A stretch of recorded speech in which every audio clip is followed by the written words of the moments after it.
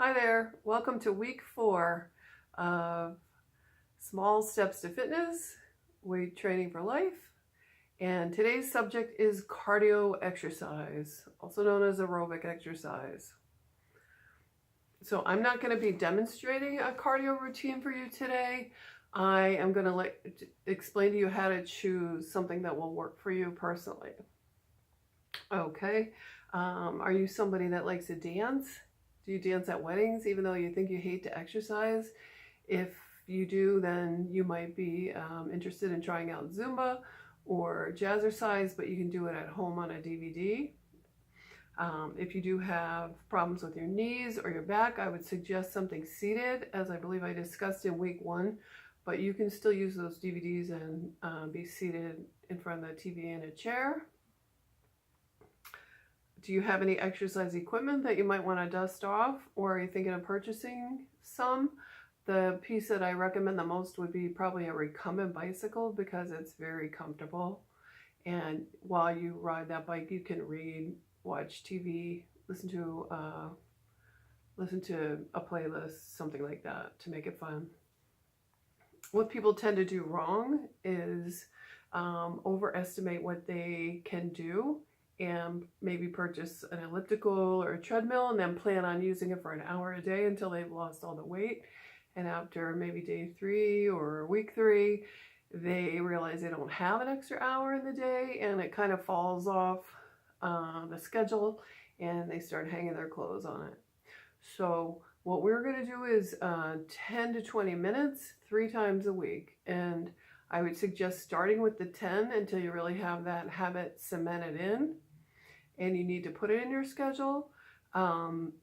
If you start work early, it may be unrealistic to think you'll do it in the morning. Morning is a great time to get it done and over with. But if you're not going to really be able to do it, then you might want to schedule it for as soon as you get home. Or you could maybe start supper cooking and then get that 10 minutes in, and we're going to work up to 20 over time. But 10 to 20 minutes 3 times a week consistently is the goal that we're going to set for ourselves. Okay, let's see, I talked about seated. Yeah, so if you don't think there's anything that you like to do, you don't like to bike ride or swim or walk, then you're going to have to reward yourself by making a great playlist or letting yourself listen to your favorite podcast or record your favorite TV show, something as a reward for that time that you put in to make yourself like a better and maybe even look forward to it after it becomes a habit. Okay. So the purpose of cardio is probably not what you think. It is not to burn calories. This is not a calorie in, calorie out program. And cardio has really, the benefits of it are not in this program to burn calories. So why do we do it? Cardio is we're going to warm up, get our muscles warmed up. It's going to oxygenate all of our tissues, and it's going to allow your body to get rid of waste products. So that's going to make all your cells healthier. It gets oxygen to your brain, which they've been finding helps to prevent dementia and Alzheimer's. And the cardio, especially in conjunction with the good nutrition we're going to be doing and the weight training, you're going to have a very reduced risk of many diseases, as well as giving yourself a healthier heart and lungs. Okay, and it burns fat, so that's a good benefit as well, even though we're not trying to burn calories. And the reason I say that is because people get into this thing like, oh, if I exercise for 30 minutes, then I can have a donut. And we're focusing on building healthy tissue with good nutrition. So that whole routine of, eating a candy bar and then trying to burn it off is just not a healthy habit. So we're not focused at all on burning calories. Okay, so how much do we need to do? I said that 10 to 20 minutes 3 times a week. And eventually we want to add some intervals into that time. So one way we can do it is to have 2 minutes slow, 2 minutes moderate, 1 minute fast, repeat.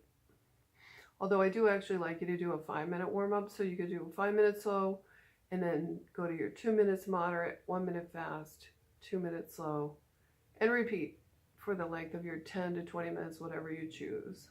Okay?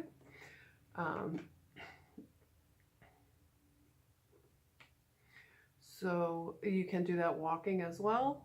So if you are comfortable walking, if your knees can handle walking, then you can just do 5 minutes slow, 2 minutes moderate, 1 minute fast.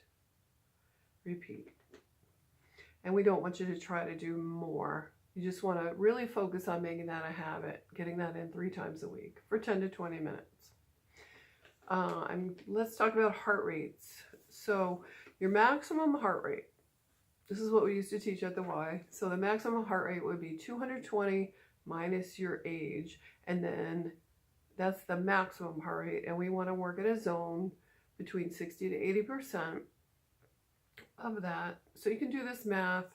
And it's not a critical thing. I'll tell you just how we can tell if you're working too hard. But so my age is 61. So 220 minus 61, 159. Multiply that by 0.6 is 95.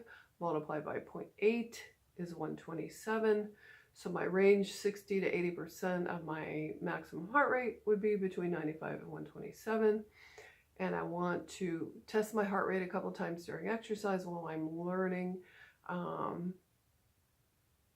You don't have to do it every time forever, but you want to get an idea of what your heart rate zone is and that you're not working too hard. Okay. So if that's too much math and too complicated, you just want to make sure that you're breathing harder than usual, but you're not at any time gasping for breath. You're not overdoing it. It shouldn't be like The Biggest Loser where you're crying and throwing up. You just want to work at a more difficult pace than your average slow walk, but you don't want to be getting up to your maximum heart rate zone. Okay, so just like the weight training that we're doing, we want to start where you are and just work up gradually. And as you do it over time, your heart and lungs are going to get more efficient, and you're going to have a faster metabolism and burn fat more efficiently. Okay, that's really all I have for this week. Next week I'll be wrapping things up. I'll be giving you some more resources. I'll be giving you some more tips. And I do hope to at some point start an accountability group on my Facebook page, which is Off of the Couch Fitness.